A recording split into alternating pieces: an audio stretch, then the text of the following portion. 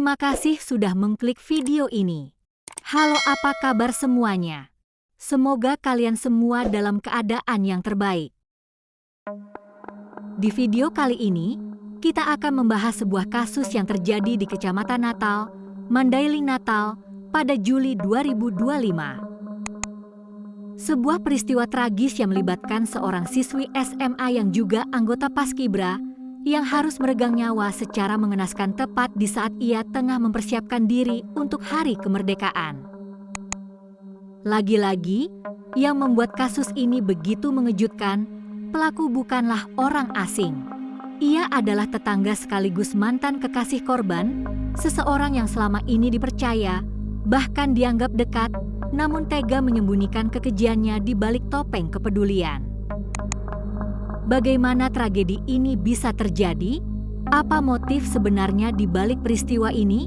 Mari kita telusuri kronologi lengkapnya hanya di Dirabila.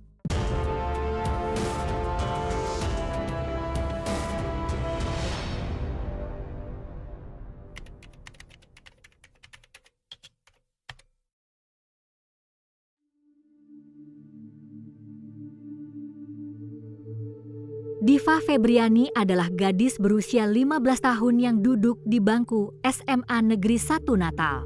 Di mata lingkungan dan teman-temannya, Diva dikenal sebagai sosok yang sangat aktif, ceria, dan penuh semangat. Mimpinya sederhana namun mulia, ia ingin menjadi anggota Paskibra dan mengibarkan sangsaka merah putih pada 17 Agustus 2025. Diva telah berhasil meraih mimpi itu dengan terpilih menjadi anggota Paskibra tingkat kecamatan. Namun, siapa yang menyangka bahwa semangatnya untuk merayakan kemerdekaan justru berakhir dalam sebuah belenggu maut yang gelap.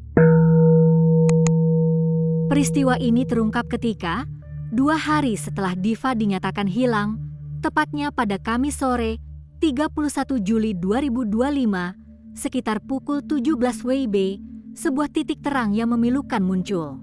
3 orang pekerja sawit yang hendak pulang menemukan sepasang sandal jepit perempuan tergeletak di area kebun sawit Desa Taluk. Curiga dengan penemuan itu, mereka menelusuri area sekitar hingga mencium aroma tidak sedap yang menyengat. Sumber bau itu berasal dari sebuah lubang galian penampung air. Di sana, mereka menemukan pemandangan yang akan menghantui ingatan mereka selamanya.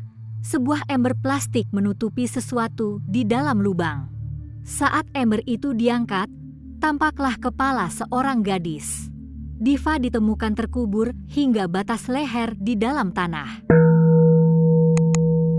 Pihak kepolisian segera mengevakuasi jasad korban ke rumah sakit. Hasil pemeriksaan awal menunjukkan kondisi yang sangat miris. Diva ditemukan dalam keadaan tanpa busana. Luka-luka di bagian kepala mengindikasikan adanya kekerasan tumpul yang hebat sebelum korban akhirnya dikuburkan secara tidak layak di lubang galian tersebut. Kecurigaan polisi dan warga mengerucut pada satu nama, Yunus Saputra, seorang pria berusia 22 tahun yang merupakan tetangga korban. Sehari setelah hilangnya Diva, warga melihat Yunus mengendarai motor dengan pakaian dan tubuh yang dipenuhi lumpur. Yang lebih mencurigakan, Yunus adalah orang yang sempat mengaku melihat motor Diva di semak belukar pada malam pencarian, namun ia tiba-tiba menghilang saat warga mulai mempertanyakan keberadaannya. Hubungan masa lalu mereka sebagai mantan kekasih saat SMP pun menjadi catatan penting bagi penyelidik. Yunus sempat berusaha melarikan diri ke desa Bondakasai. Pada Kamis, 31 Juli, warga sempat melihatnya mengendarai motor dengan gelagat panik. Terjadi aksi kejar-kejaran yang dramatis di mana seorang warga sempat menendang motor Yunus hingga ia terjungkal. Namun ia berhasil bangkit dan lari ke dalam hutan sawit. Pelariannya berakhir pada Jumat, 1 Agustus 2025. Polisi menemukan Yunus sedang bersembunyi di rumah salah satu kerabatnya. Ia ditangkap saat sedang tertidur tanpa perlawanan, meskipun polisi harus bekerja ekstra keras untuk mengamankannya dari amukan massa yang sudah geram di luar rumah.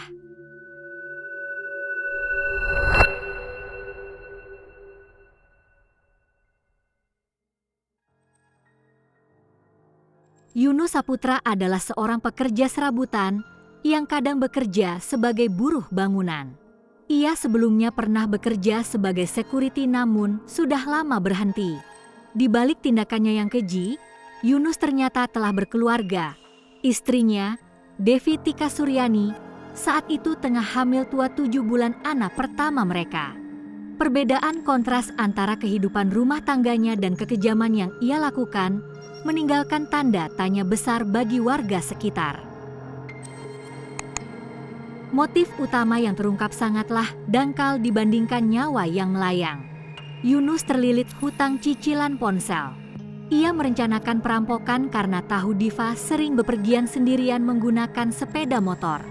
Niat jahat ini kemudian bercampur dengan dorongan nafsu saat ia melihat korban sudah tidak berdaya. Pada sore nahas itu, Yunus menghubungi Diva, meminta tolong untuk diantarkan ke bengkel mengambil suku cadang motor. Diva yang tidak menaruh curiga pun datang menjemput. Sesampainya di lokasi sepi, Yunus langsung menyerang dengan mencekik leher Diva hingga gadis itu pingsan. Menyangka Diva sudah tewas, Yunus sempat meninggalkannya. Namun, Diva terbangun dan mencoba mengejar pelakunya sambil berteriak histeris. Yunus yang panik berbalik arah, memukul kepala Diva berkali-kali hingga ia benar-benar kehilangan nyawa.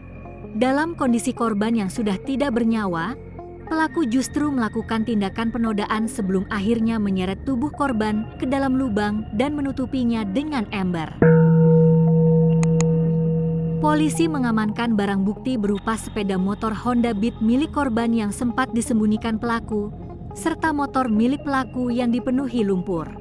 Hasil autopsi mengonfirmasi adanya luka trauma di kepala dan tanda-tanda kekerasan seksual, serta pencekikan sebagai penyebab utama kematian. Di ruang interogasi, Yunus mengakui semua perbuatannya.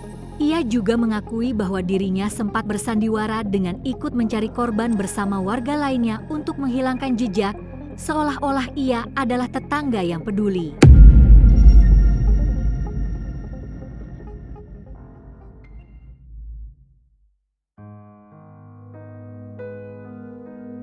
Sabtu, 2 Agustus 2025 menjadi hari yang kelabu bagi warga Natal. Ribuan orang menghadiri pemakaman Diva. Ibu korban, Ningsih, tak kuasa menahan tangis kehilangan putri tercintanya yang seharusnya berseragam paskibra, namun justru harus pulang dalam kain kafan. Tokoh masyarakat setempat pun mendesak polisi untuk menyelidiki kemungkinan adanya keterlibatan pihak lain, termasuk keluarga pelaku yang diduga membantu persembunyiannya. Yunus Saputra kini menghadapi jeratan pasal berlapis tentang aksi penghilangan nyawa secara berencana, perampokan dengan kekerasan, dan peruda paksaan. Pihak kepolisian menyatakan bahwa pelaku terancam hukuman maksimal pidana seumur hidup. Tragedi Diva Febriani mengingatkan kita bahwa kejahatan terkadang tidak datang dari kegelapan yang jauh, melainkan dari orang-orang yang berada di sekitar kita. Mimpinya untuk mengibarkan bendera merah putih memang terhenti, namun namanya akan selalu diingat sebagai pengingat akan pentingnya kewaspadaan dan keadilan. Bagaimana pendapat kalian mengenai sandiwara pelaku yang ikut mencari korban? Apakah hukuman seumur hidup sudah cukup adil untuk kekejaman ini? Tulis pendapat kalian di kolom komentar. Jangan lupa like dan subscribe untuk terus mengikuti kisah-kisah kriminal nyata lainnya. Dan sampai jumpa di video selanjutnya.